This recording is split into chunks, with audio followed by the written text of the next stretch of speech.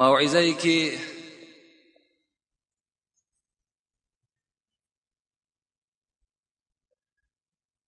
جمعه پیشین داشتیم این در باب حضرت امام ابو حنیفه بود که ما و شما از بعض فضیلت‌های این حضرت آگاه شدیم و دیدیم که حضرت امام به سبب قبول نکردن وظیفه قاضیگی از دست ابو جعفر منصور به هلاکت رسید. پیغمبر خدا میگوید من جعل قاضیا بین الناس فقد ذبح بغیر سکین، کسی که از شما در بین مردم قاضی شد وی هلاک شد به زدن کارد. شخصانی که گایمری دارند شبای دراز ای درد سر خوب ندارند و سرشو خم میکنن، در میکنه یا که کم ترک سرشو میشوان نمی میگیره، در میکنه اوی بینیشو بسیار میروه و شما گایمری توصیه میدید شرکتش فرما که میتونه که همه این پرابلم را برطرف کنه و شخصانی که این پرابلم را دارن میخوان گایمری در ذکر کنن در کامنتر در اومده گایمری نویسه، ما با شما واتساپ خود رو روان میکنیم. یعنی حضرت البته فهمیدن که هر کسی که وظیفه قاضیگی را میگیرد اون در مشقت‌های دنیوی و اخروی گرفتار می شود. البته انسان بی سهو و بی خطا نمی شود. وقتی حکم در دست او افتید البته در یک کار یک لغزش پیدا می شود. حضرت برای احتیاطاً این وظیفه را خیلی وظیفه مهم بود برای خود روا ندیدند و قبول هم نکردند. عاقبت حضرت از دنیا گذشتند. وقتی از دنیا گذشتند خود ابو جعفر منصور تاریخ‌ها حکایت میکند که نزد قبر حضرت امام آمدند و از این کار خیلی ناشایمی خود پشیمان شدند و با آواز بلند گفتند ای امام، گفتند این کار غلط ناشایسته از دست من سر زد، عذر مرا در دنیا و در آخرت کی میپذیرد؟ خبر وفاتش حضرت روح ابن عباده میگوید نزد ابن جریح نشسته بودم که خیلی عالم های برجسته اون زمان بودند. وقتی در معرکه ما هم صدای آمد که امام از دنیا گذشت، ابن جریح چی گفتند؟ گفتند که چی علمی کلان از بین رفت. حضرت شعبه باشد، این هم که از عالم‌های برجسته زمان امام بودند، وقتی میگوید خبر وفات امام به گوش من رسید، حضرت شعبه چی گفتند؟ گفتند نور علم در شهر کوفه خاموش شد. حمانی باشد، از پدرش روایت میکند، میگوید پدرم گفت شب خواب دیدم که 3 ستاره از آسمان در زمین زد. بعد هفته گذشتن وفات ابو حنیفه میگوید به گوشم رسید و وفات حضرت مسعر به گوشم رسید و وفات حضرت سفیان ثوری به گوشم رسید. و حمانی میگوید پدرم گفت که عالم ها اینها به منزله ستاره ها هستند. این عاقبت حضرت از دنیا گذشتند، خدا رحمت و مغفرتشان کند. و با همین این موعظه را ما و شما خاتمه میدهیم و از تمام پیروان حضرت امام خواهش ما، درخواست ما همین است که چگونه ای که حضرت رفتار کردند و چگونه ای که از حدیث ها و آیت ها برای ما و شما مسئله های را اجتهاد کردند، باید که به اونها ما و شما رفتار کنیم، به اونها ما و شما عمل کنیم. و دیگر برادرانی که پیروی این مذهب امام نیستند، از اونها درخواست من این است که بعض اختلاف ها را در بین مردم پیدا نکنند، زیرا که عاقبت اختلاف به همه ما و شما معلوم است که به چه انجام می‌یابد. از عادی ترین حالت مسلمان ها امروز دشمن های اسلام استفاده میبرند باور کنین ما هم دنیا گشتیم، ما تاریک فکر نیستیم، ما هم روشن فکر هستیم. دل ما هم الحمدلله به مسلمان ها می سوزد، دل ما هم به مسجد می سوزد، به اسلام می سوزد. از این خاطر حضرت امام شافعی را بینین که خیلی امام برجسته بودند که در شهر اوزه فلسطین به دنیا آمدگی هستند. وقتی میگوید برای زیارت نزد قبر حضرت امام آمدن به کوفه، به شهر عراق، در مذهب امام شافعی در نماز بامداد قنوت خوانده می شود. وقتی به کوفه آمد نزد زیارت حضرت امام، حضرت طبق مذهب حنفی رفتار کردند، قنوت ترک کردند تا که اختلاف در بین مردم پیدا نشود.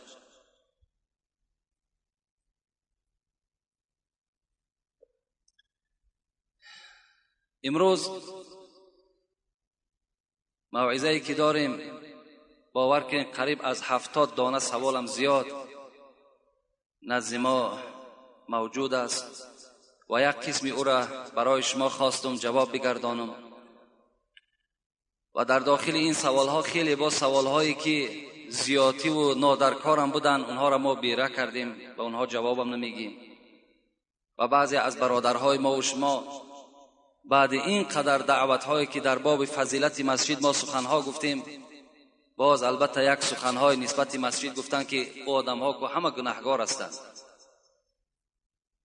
انشاءالله از سه سوالی که در باب بگم یک تحقیر مسجد در نزد من هست، خواستم که همین فضیلت مسجد را برای شما بیان کنم که مسجد چی مکان است، چی اهمیتی در اسلام دارد.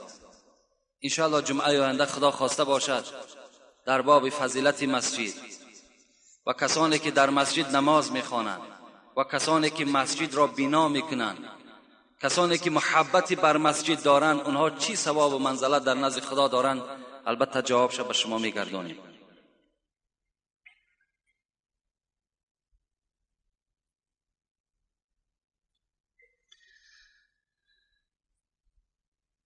السلام علیکم داملای عزیز، میخواستم با این سوال من جواب دهید. با نزدیکی یک کودک بیمار میشود و او را به بیمارخانه میبرند که کودک در حالت وزنین بود. دکتران میبینند که علاجش نیست، به مادرش میگویند که یگان شخص بیارید که کلمه اش را خواند. مادرم رفته ملای را میآورد، وای میبیند که دست پسرک حلال کردگی نیست. میگویند که پسر چند ساله و چی نام دارد؟ میگویند حسن نام دارد و 3 ساله هست. ملا میگوید تا دستش را حلال نکنید جنازهش درست نیست. خلاصه دست کودک را حلال میکنند. آیا این عمل درست است یا نه؟ اصلا برای جنازه کردن دست حلال شرط نیست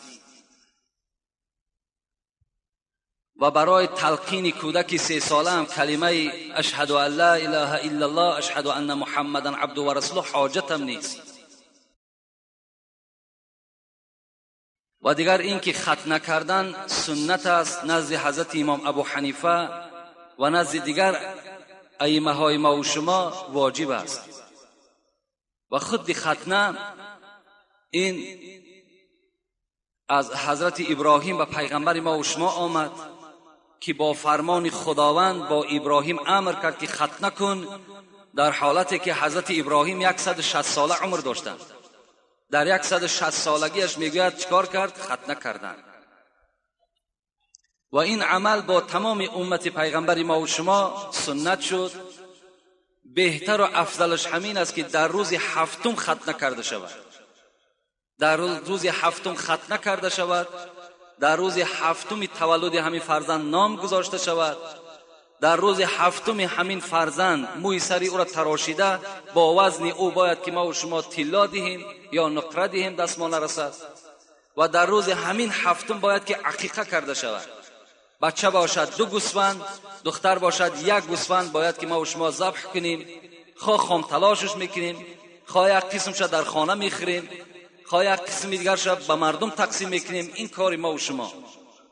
این عملها باید که در روز 7 تولد فرزند باید که انجام بیابد.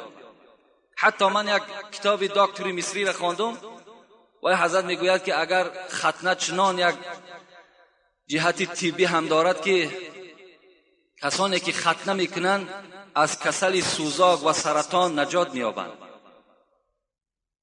اگر آن عملهای را انجام ندهند در دوام حیات، چون که پیدا کننده کسل این سوزاک و سرطان باشد. یعنی این فایده های طبی هم دارد و از یک جهت دیگرش سنت است در اسلام ما و شما. از این خاطر اگر کسی در 7 نکرد تا سن بلاغت ختنه کنه جایز است. یعنی بچه تا سن 12 سالگی اگر ختنه کرده شود این همچی است، سنت بجا می آید. لیکن در 7 روزگی پیغمبر خدا هم توصیه دادند که باید ختنه کرده شود. لیکن برای جنازه او را نخواندن این البته یگان دلیلی ندارد، حاجت هم نیست.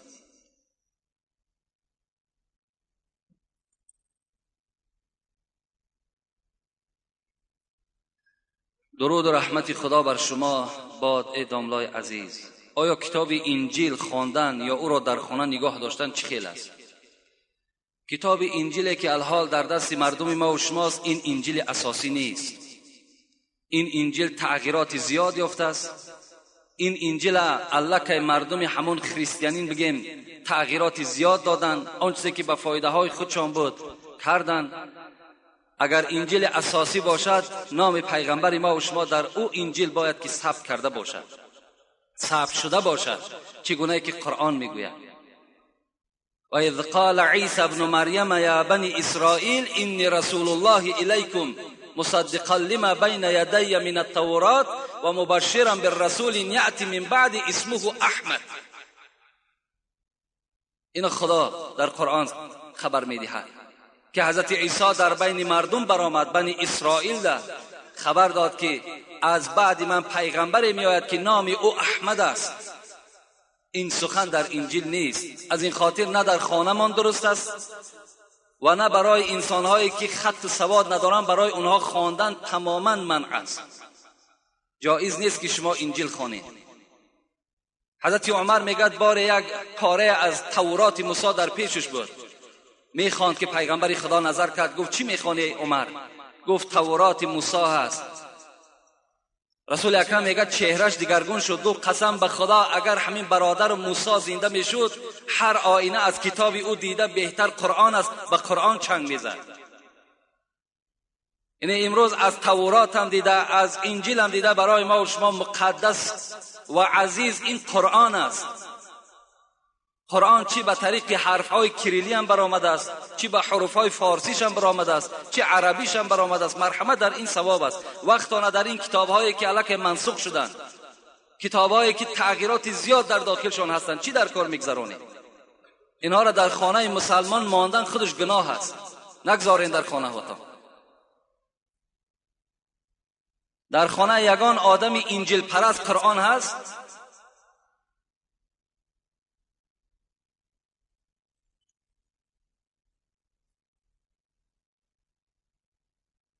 نیست. در یگان خانه انجیل پرست قرآن راه نمیتن.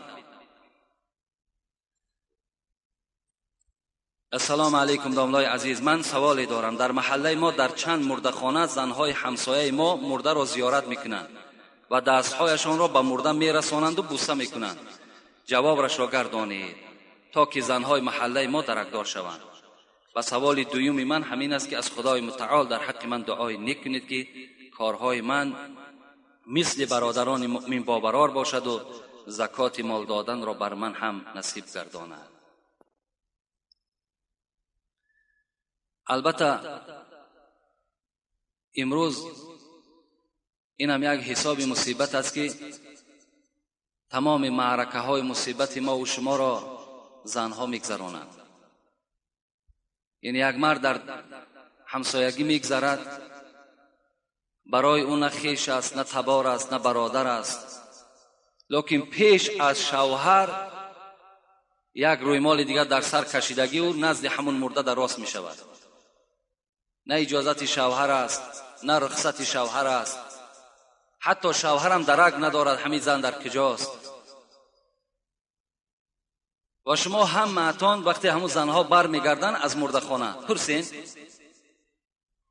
پرسین که چیکار کردین در همون مردخانه؟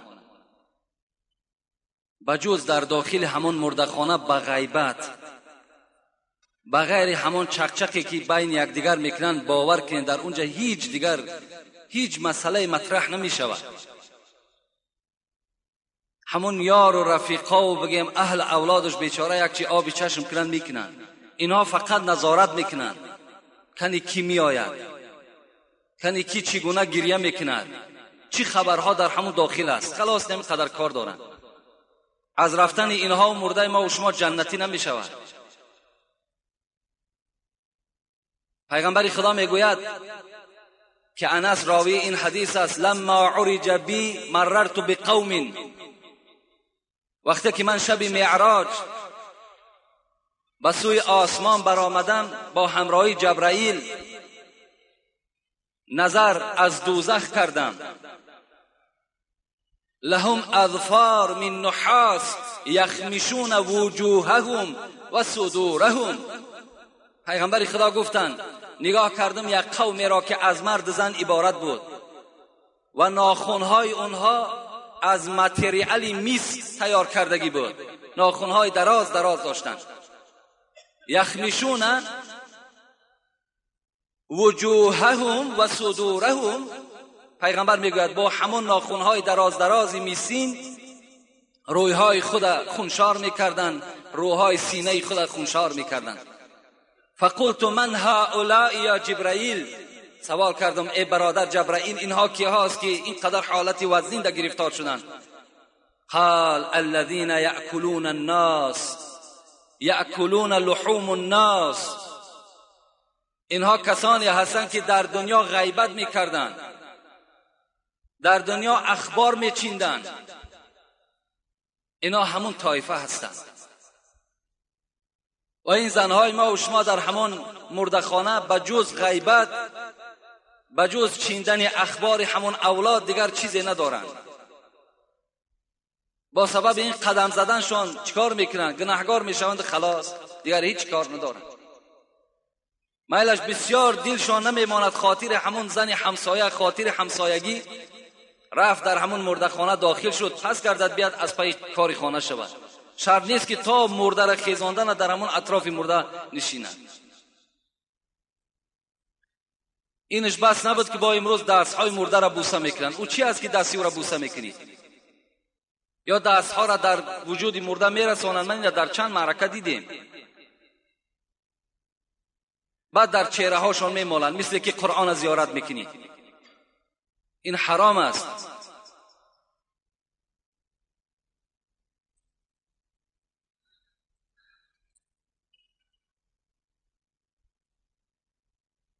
السلام علیکم داملای مهربان.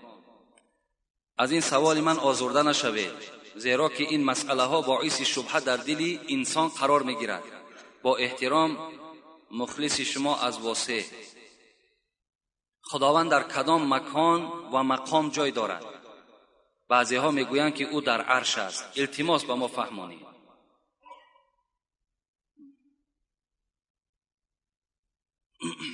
مکان خداوند در کجاست؟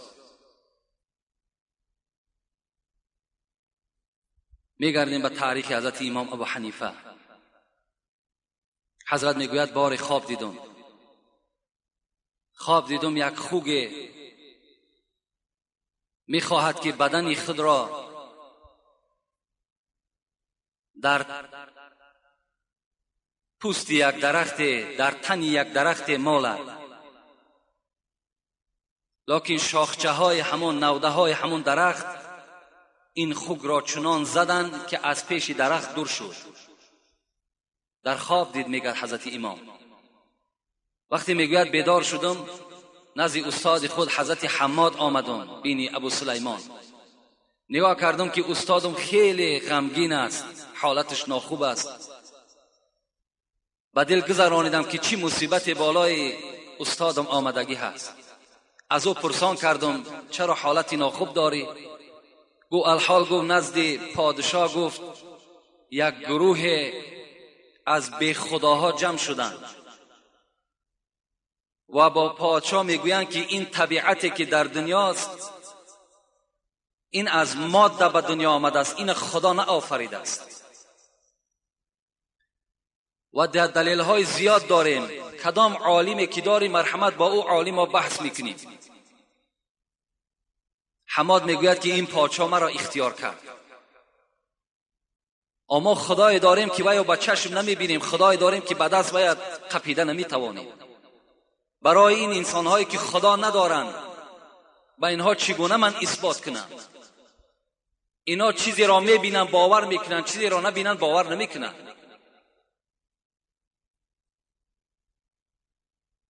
حضرت سعدی را خدا رحمت کند میگوید آن کس که به قرآن و خبر زو نرهی، آن است جوابش که جوابش ندهی. در آن کسی که قرآن دلیل میاری، حدیث دلیل میاری، وقتی باور نمیکند جواب او انسان خاموشی است، خلاص. ابو حنیفه میگوید در حال من تعبیر کردم که این خواب من با همین برآمد.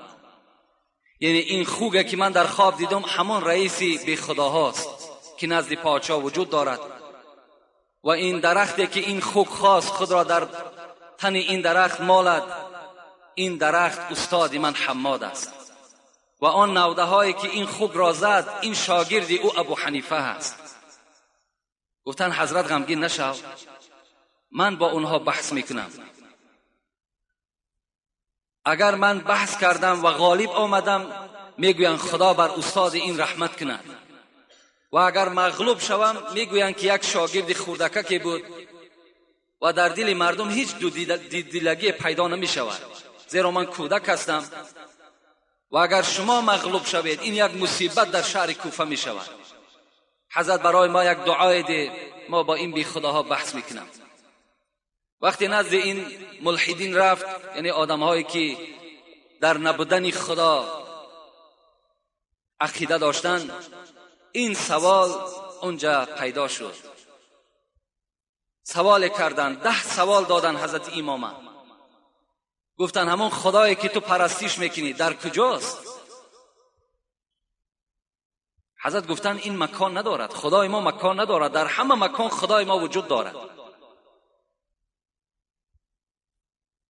گفتن برای ما یک مثال بیار. حضرت امام مثال آوردن. گفتن در یک ظرف اگر شیر باشد، شما به من خبر دهید که آیا در ترکیب شیر روغن هست؟ گفتم بله روغن هست. این مسکه‌ای که ما و شما میگوییم. گفت آیا در کدام نقطه همین ظرف همان روغن وجود دارد؟ گفتن در تمام جزئیات این شیر روغن وجود دارد. یعنی در تمام ترکیب این شیر روغن هست. گفتن حضرت امام گفتن مادامی که یک روغن در تمام جزئیات شیر که وجود داشته باشد، پس این خدایی که خالق این شیر است و خالق این دنیاست، پس وی در همه جا وجود داشتنش ممکن است. گفت ای صاحب این مسئله راهنما، میدان به یقین که لامکان از خدا. خواهی که تو را کشف شود این معنا، جان در بدنت ببین کجا دارد جا. برای آنی که لامکانی خدا، برای خدا یک مکانی خاصه نبودن برای تو اثبات شود، فقط به جان خودت نظر کن. همین جان در کجای بدن هست؟ در همه جای بدن هست. خدا هم در همه گوشه چی هست؟ وجود دارد. از این خاطر باز سوال کردن. سوال چی بود؟ خدا با کدام طرف نگاه دارد؟ حضرت امام گفتند اگر شما در یک خانه تاریک یک شمع را گریان کنید، در گرانید، آیا روشنی همین شمع با کدام طرف میل دارد؟ گفتند با همه خانه. گفتند مادامی که یک شمع قدرت همه جا را روشن کردن داشته باشد، این آسمان زمین این یک پرتوی نور الهی است، با همه طرف خدای ما نظر دارد، همه جا را خدای ما میبیند. این گونه سوال ها حضرت امام جواب دادند. از این خاطر برای خداوند مکان مخصوصی نیست و خداوند در همه مکان وجود دارد. السلام علیکم داملای محترم، حیوانهای دریایی را کدامش حلال و کدامش حرام بودن را مفصلا شرح دید با آیت و حدیث و فتوا. در نزد مذهب ابو حنیفه بغیر ماهی تمام آن چیزی که در دریا زندگی میکنن همش حرام هستند، بغیر ماهی و آن چیزی که باز در همین عالم ماهی داخل میشود. زیرا که در داخل بحرها اگر شما خبر داشته باشین خوک ماهی هم وجود دارد، سگ ماهی هم وجود دارد، خرس‌های آبی هم وجود دارد، قورباغه ها وجود دارد، خرچنگ ها وجود دارد و دیگر نمود حشرات هایی که در زیر دریا هست. به قول حضرت امام ابو حنیفه که آیت را دلیل میکنند و یحرم، طبیعت آدم از دیدن وی خیره می شود. این خبائث میگویند. حضرت امام این دلیل کردند و گفتند بغیر ماهی تمام آن چیزی که در دریا هست همش حرام است، اگرچند که نزد جمهور همه آن چیزی که در دریا هست همش حلال هست، لیکن نزد حضرت امام ابو حنیفه همش حرام است بغیر ماهی. در حدیث ها پیغمبر خدا میگوید که دو چیز را به ذبح یعنی به بریدن سر اونها برای شما حلال گردانیدم، یکی ماهی یکی ملخ. ملخ هم در اسلام حلال است خوردنش، چی ذبح کرده باشد چی به ذبح باشد. و ماهی که اگر حضرت امام ابو حنیفه میگوید اگر خود مرده باشد وی حرام است، وی را خوردن جایز نیست. یعنی خود مردش حضرت امام جدا کردند که وقتی می روید شما می بینید که در دریا شکمش از قسم بالا باشد و مردگی باشد، این صورت اون ماهی را حرام است خوردنش. وقتی که اگر شکمش از قسم پایان باشد و پشت از سوی آسمان باشد و مردگی هم که باشد حلال است. و این ماهی هایی که ما و شما با طریق مثال آب خلار میزنیم میگیریمشان یا یگان داروی دیگر میزنیم ماهی ها را نابود میکنیم، ایناش حلال هستند، مگر خود ماهی از پیش خود مرده باشد این حرام است گفتن حضرت امام ابو حنیفه. السلام علیکم داملای عزیز، یک دو سوال دارم. میگویند که به آینه نگاه کردن طهارت میشکند و یا که بعد نماز شام به آینه نگاه کردن روی جنت را نمیبینند و نیت نماز شب را میفهموندین. میگویند که در نماز شب 66 بار قل هو الله خوان و 33 بار دیگر باز قل هو الله خوان. التماس داملای عزیز به پررگی جواب بدید. با آینه نظر کردن اینا البته همش یک عقیده های بگیم پوسیدگی و بی معنی هست. امروز برای آنی که ما چهره خود نظر کنیم، سر و لباس خود نظر کنیم، احتیاج به سوی آینه داریم. از این خاطر به همه شما به توصیه ما هم انشاءالله همت میدونم که به آینه از خانه بیرون نمیشویم. همه شما یک بار آینه در خانه میبینین، سر و صورتتون درست میکنین، بعد از خانه بیرون میشوین و همین کار شما درست است. حتی که در انسان بعضی حدیثهای ضعیف پیغمبر هم هست که باید در بر آدم آینه باشد. موسفیدهای پیشین داشتند، اگر خاطرتان باشد، چه از داشتن همون کارچه های خرد، چه از شانه و چه از آینه و در دست هر یک کدام اونها بود. امروز متاسفانه اینا از ما و شما دور شدند، لیکن داشتن اینها در بر ما و شما ضروری هست. چهره خودمان را تماشا میکنیم، بدن خودمان را نگاه میکنیم، کمبودی هایی که هست همش اصلاح میکنیم. چرا دیدن این غلط باشد؟ در شب به خاطر اون صاحب چهار کتاب میگوید که شب یک حالت تاریکی هست، شاید که نگاه میکنین که در چشم شما یگان چیزی میتابد و در وجود شما ترس پیدا میشد. به همین خاطر است و الا نظر کردن به آینه ثواب است، گناه نیست. السلام علیکم داملای شیرین سخن. اگر شب تاریک در خواب ترسناک یا ناخوب ببینید چی باید کرد؟ یعنی وقتی شما اگر شب در خواب یک خواب میبینید که یک دهشت شما را فرا میگیرد، یعنی یک خواب ترس، پیغمبر گفتن وقتی بیدار شدین با طرف چپ 3 بار آب دهانتان پرتایین، با طرف چپ که در اون موضع شیطان است میگوید، و این خواب ترسناک شما از حساب وی است، در جانب همون چپتان 3 بار توف کنید، یعنی با بگیم سخنهای عادی امروزه و اعوذ بالله من الشیطان الرجیم گویید در هر بار توف کردنتان و بعد او پهلوی که خواب بدین پهلو را عوض کنید و خواب کنید. گفتم پیغمبر انشاءالله دیگر خوابی ناخوب نمیبینید. دویم سوال، اگر سلام از آدمی راه دوری آورده شد آیا جواب اون نیز ضرور است؟ البته وقتی که از راه دوری ها به ما و شما سلام میارند، مثلا از دوشنبه هست، از مسکو است، سلام کسی را میارند، در اینجا فقهای ما و شما گفتن و علیهم و علیکم السلام باید جواب گفتن در کار، یعنی بر ویها و بر شما سلام. وقتی سلام آوردن هم با همون سلام آورنده جواب میگوییم، هم به کسانی که از نام اونها به ما و شما سلام آوردن با اونها البته جواب سلام دادن. این حالت اگر ما جواب سلام نگردانیم ما و شما گناهکار میشویم. شیر اسب حلال است، شیر اسب حلال است. حتی در یک فتوای دارم به نام زیور جنتی، در همون زیور جنتی میگوید که شیر اسب حلال است، حتی که اگر اسب از دنیا هم گذشت بگیم هلاک شد فوتید، در حالت همون فوتیدگیش هم که اگر در همون پیستان و شیر هم داشته باشد شیر او را گرفته استفاده کنین حلال است. و اگر گاو هم که از دنیا گذشت هلاک شد در پیستان و شیر باشد شیر او را جوشیده گیرین، شیر وای حلال است. در همین زیور جنتی فتوا هست. اگر کفن و قبر را بر وقت‌تر پیش از مرگ تیار کنی می شود یا نه؟ کفنش درست است میگوید همین صاحب همین فتوا، پیشکی کفن تیار کردن جایز، لیکن قبر پیشکی کندنش ناجایز میگوید، مکروه است میگوید. السلام علیکم کی حاجی مرزا که فخر ما هستی.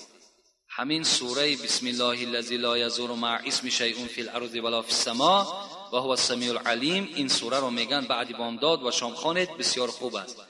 و این سوره اللهم اغفر لی وارحمنی واهدینی عافینی وارزقنی، این سوره رو میگوین که همه وقت تکرار کنی سه رزق میشوی. التماس زملا عزیز اینها رو به ما پرتر فهمون. اینها سوره نیستند بلکه اینها دعا هستند. از این خاطر البته درست است، این هم تلفظش هم نوشتش همش راست است. اینا با حدیث های پیغمبر خدا وارد شدن. کدام شما اگر اینها را خواندین استفاده کردین اون چیزی که گفتی همش حقیقت داره. السلام علیکم حاجی داملا، آیا اخته کردن حیوان جایز است؟ اخته کردن حیوان نزد حضرت امام ابو حنیفه ما و شما به پرگی جایز است، فقط نزد حضرت امام مالک اخته کردن اسب را اجازت نمیدهد، زیرا میگوید قوت اسب کم می شود و نسل او کم می شود. دیگر نزد هر چهار این ائمه اربعه، نزد چهار مذهب اخته کردن حیوان به طریق اولا جایز است، یگان غلط و یگان خطایی ندارد. حتی که میگوید که حیوانی که اخته می شود حضرت امام ابو حنیفه میگوید وای گوشتش سیروغن می شود و گوشتش با لذت می شود. یعنی همه حیوان برای انسان است. اخته کردن او در نظر ما و شما یگان کار قبیح نتاود، زیرا همون حیوان‌های هستن همه اونا رو خدا برای ما آفریده است. اختشان میکنیم، میده میکشیمشان، کلان میکشیمشان، این برای ما و شما هستند. همه اون نعمتی است که خداوند برای ما و شما اونها را خلق کردگی هست.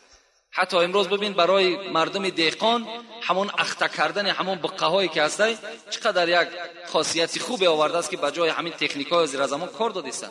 اگر او را اخته نکنن او هیچ وقت در دهقان خدمت نمیکنه. السلام علیکم اکای داملا، زن حامله دار وقتی که سر فرزند می رود یعنی وفات میکند جایز است که کودک را از شکمش بریده گیریم؟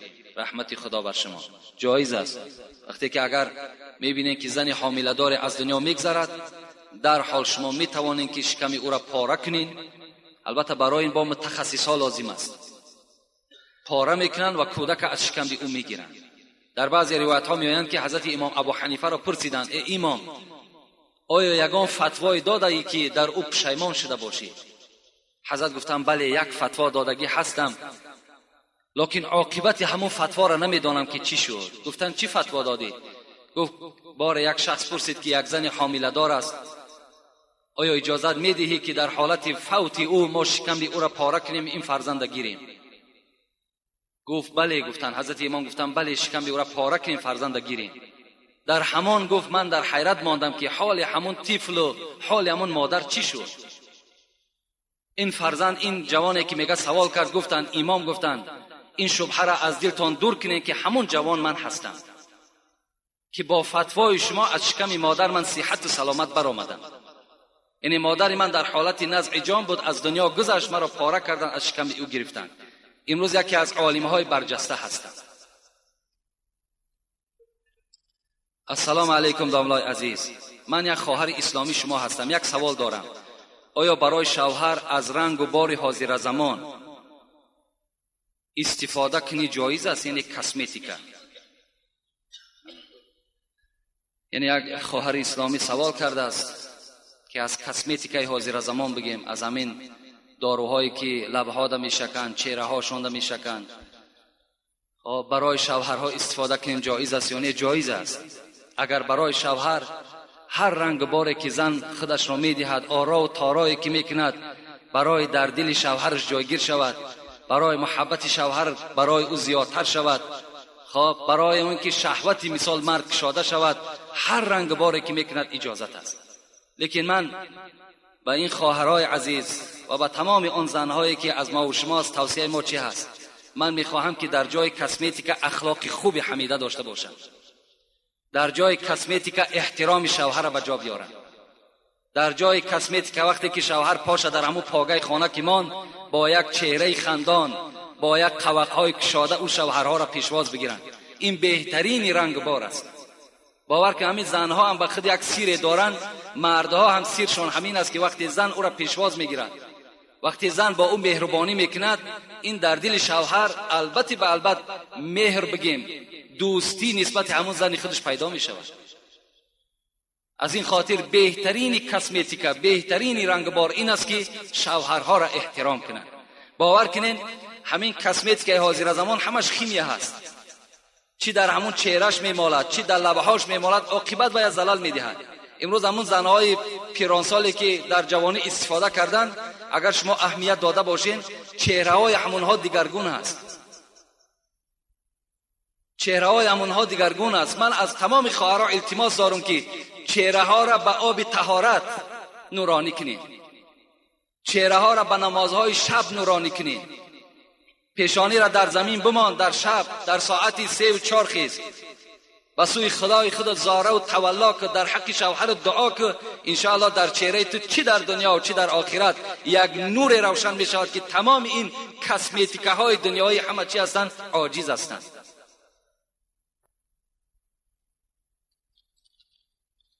السلام علیکم بابای داملا، آیا همین شعری من ایجاد کردم درست است برای بینمازان؟ یک برادر برای بینمازان هرچی بگن کم است، یک شعر ایجاد کرده است. اگرچند که رحمت خدا به این برادر ایجاد کردن، در وزن کم شعرها وزن ندارن، لیکن معنای خیلی خوب دارن، معناش پره هست. حیف آن نوری که در شماست سجده الله نکرد، حیف آن دست و پایی که در شماست گفتار الله نکرد، حیف آن جسمی که در شماست راه حق را طی نکرد، حیف آن چشمان نرگسین تو که دیدار الله نکرد.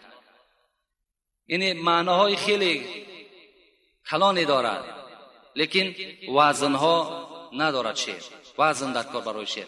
من یک شعر از جنونی در همین تمثیل به شما میخوانم که گوش اندازین چگونه حضرت‌ها ایجاد میکردند. لیکن اولی اگر شاعریش باشد خیلی خوب است، خیلی خوب است، آینده انشاءالله نیک میشود. دلی به عشق او بادا کفیده. حضرت جنونی میگوید همین مسلمانی که در دلش عشق خدا نداشته باشد بادا کفیده، خدا این دل کفانده بگرداند. دلی به عشق او بادا کفیده، زبان به ذکر او بادا کشیده، نریزد آب دیده کور بهتر، تنی به طاعتش رنجور بهتر. اگر مسلمانی که در چشم او آب چشم نباشد، از قیامت نترسد، از گور نترسد، نریزد آب دیده کور بهتر. برای این همون کور بودن بهتر بود. نریزد آب دیده کور بهتر. تنی به طاعتش رنجور بهتر. تنی که طاعت نداشته باشد، عبادت نداشته باشد، فقط به کار دنیا مشغول باشد، این خیل بدن گفتن حضرت فلج بدنش بهتر است.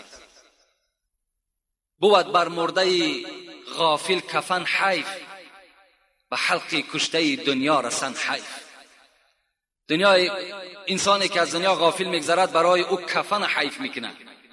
انسانی که از دنیا فقط برای همین طله و تاراج دنیا گذشت، او رشته همین دنیایی را میگد حیف میکنه. این حضرت هم مثل همین شعر ایجاد کردن، لیکن خیلی خوب است. برای بینمازا این البته کم است. حاجی داملای محترم، من اول از شما عذر پرسیدم میگویم که زن شوهر خود را به دین اسلام درآورد، یعنی نماز را یاد دهد. درست است یا نه؟ داملا از شما یک کف دعای نیک طلب دارم، خدا شما را نگاه بدارد. یعنی زنی که اگر شوهرش نماز خوان میکند درست است یا نه؟ البته درست است. این خیلی نادر است که زنی که شوهرش نماز خوان میکند، خیلی نادر است. خوش به حال همون خواهر، خوش به حال همون زنی که برای اصلاح شوهرش حرکت میکند، برای با دیانت کردن شوهرش حرکت میکند. خوش به حال این زنی که البته این عمل انجام میدهد. البته درست است. یک سوال دیگر کردن، آیا اگر شوهری که زنش تعلیم قرآن میکند باز با او زندگی کردن درست است؟ البته درست است. این وظیفه شماست. وظیفه شماست که زن شما قرآن خوان کنین، زن از علم اسلام آگاه کنین. این وظیفه تون است.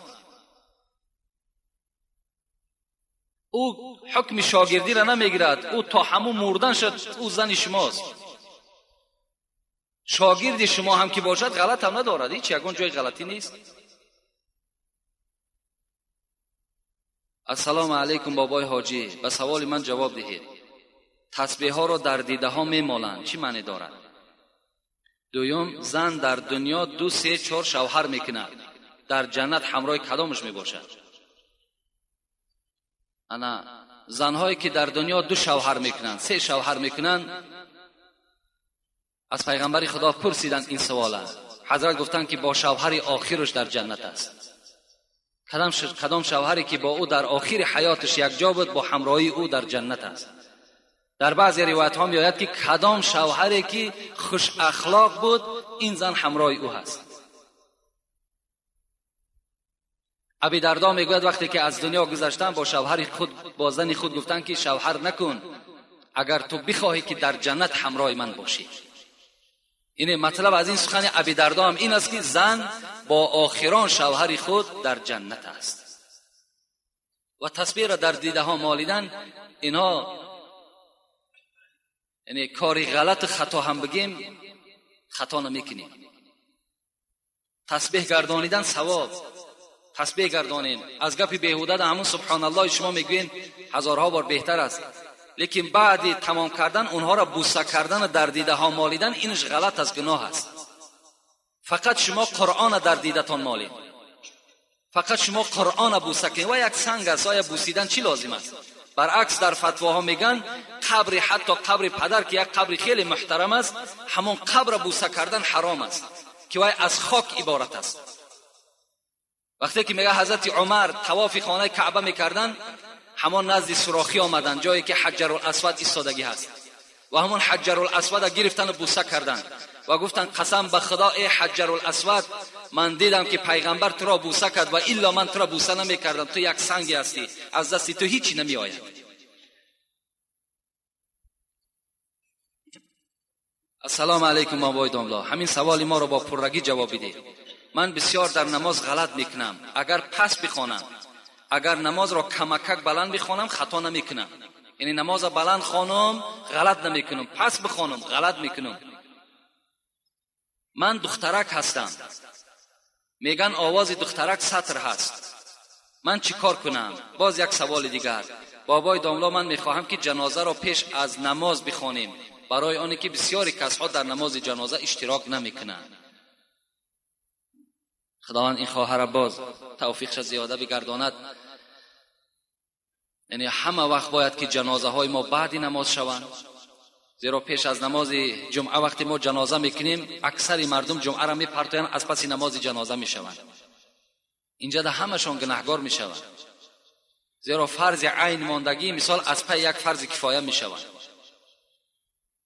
باید که جنازه البته به البته چی شود؟ بعد نماز شود. و سوالی که دادن آواز دخترک سطر هست، این غلط است. آواز دخترک سطر نیست. آواز دخترک سطر است در وقتی که در نزدش مردهای باشند که مثال محرم این نباشند، مردهای بیگانه باشند، این حالت در آواز زن سطر میگن. لیکن در نماز همه شما چی زن و چی مرد می توانیم 5 وقته نماز کدامش نباشد، چی بامداد چی پیشین. گفتی عباره مختصر که والمنفرد خیرت این ادا، آدمی طاقت گذار حق دارد خواب پس میخواند خواب بلند. اگرچه نماز پیشین باید پس خوانده شود، عصر پس خوانده شود. اینها فقط برای امام هستند، برای آدمی طاقت گذار نیست.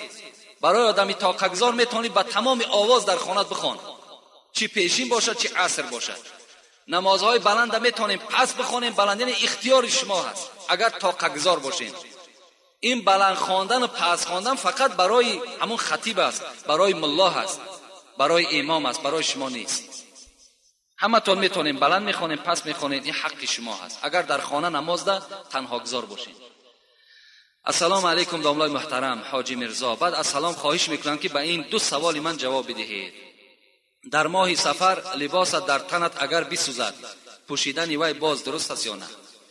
در ماه سفر نکاح کردن یا که توی کردن، یا زن اگر حامله دار شود، یا زنی که سری فرزند رود، با احترام یکی از مخلصان شما. ما اینقدر از ماه سفر میترسیم، اینقدر از خدا نمیترسیم. تمام در مردم ما و شما همون جاهلیت دوره عرب ها پیدا شده است. در دوره های جاهلیت هم کتاب تاریخ عرب ها را خواندم، تماشا کردم. اونها هم برای اونها روز نامبارک روز چهارشنبه بوده است. انا همون اثر جاهلیت اونها در ما و شما تاثیر کرده است. امروز بیماری را وقتی میگو روز چهارشنبه خبر گیرم میگن نره که کسلش زیاد میشود. ببین این یک جاهلیت است، حالان که پیغمبر ما و شما میگه العائد فی المریض یمشی فی مخرفة الجنه. کسی که اگر بیمار خبرگیری میرود قدمهای او در باغ از باغهای جنت قدم زده ایستاده است. ببین ما و شما را محروم میکنن از فیض همون جنت، از همون داخل جنت. ما و شما را این جاهلیت محروم میکنه، نمیگذارد که شاید که من همون روز چهارشنبه بیکار باشم خلاص. یا حضرت عایشه صدیقه میگوید که در دوره های جاهلیت ماه شوال بسیار ماه نامبارک بود برای مردم عرب، حالان که پیغمبر مرا در ماه شوال نکاح کرده گرفت. این عایشه صدیقه میگوید. یا جاهلیت ما و شما این گونه بود که یک چغز اگر در بالای یک درخت می نشست میگفتیم از همین خانه یک کس وفات میکنه، یا همین خانه ویران میشد برای که چغز در بالای خانه نشست. حالا که خدای ما و شما میگه و ما اصاب من مصیبت الا باذن الله. ای بندگان من، خاطر شما جمع باشد، از هیچ چیز نترسین. هر بلا و مصیبتی که بر سر شما میآید همش از نزد من به اجازت من میآید. شما از اینها نترسید. ماه سفرم از طفیل اینهاست. ماه سفر یک ماه پرخیر، یک ماه پربرکات. فقط پیغمبر خدا را وفاتش در این ماه سفر است. برای این در این ماه، هر ماه برای ما و شما ماه مبارک است. از ماه سفر نترسید. حتی پیغمبر لا عدوى ولا طیرة ولا هامة ولا سفر فی الاسلام. ببین در اسلام ما از پرنده ها نترسین. گفت در اسلام از ماه سفر نترسین. هیچ بلا ندارد، هیچ مشقت ندارد. برای همین لباسی که در ماه سفر می سوزد پوشیدن او باکی ندارد، پوشیدن بگیر. یا توی کردن در ماه سفر، اگر همین تویهای سرخراجات و همین تویهایی که پر از حرام کرده های خدا هست در ماه سفر نه، در تمام کل سال برای ما و شما نادرست است. ماه سفر خالی نه. یکی خوش به حال همون پیشوای ما و شما که بیچاره البته مانده شدند از حساب همین خراجات اسراف ها و عمل های نادرکار همین مردم که مانده شدند، بعد گفتن که همین ماه سفر در توی کردن درست نیست. شکر که از همین ماه سفر حاضر میترسن، از خدا نه.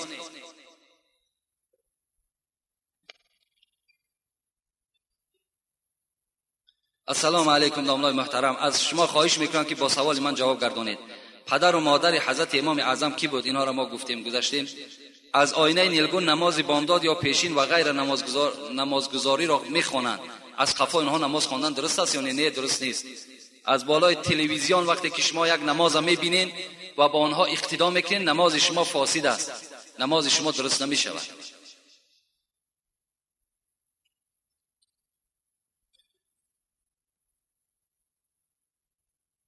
السلام علیکم استاد شیرین زبانم، اکای حاجی میرزا. من از شما خواهش میکنم که قرآن ختم کرده مرا در حق گذشتگانم ببخشید. از شما خواهش میکنم که درباره امام حسین با ما صحبت میکردید. با احترام یکی از مخلصان دائمی شما، ان شاء الله به نزد من بیا، بعد میبخشیمش در حقمون اولاد اجداد. حالا که حق بخشیدن خود داری، ختمش کردی، 3 بار دیگه سوره اخلاص بخوان، در حق تمام گذشتگانت همان ختم کردگی تا ببخش، ان شاء الله ثواب میگیری.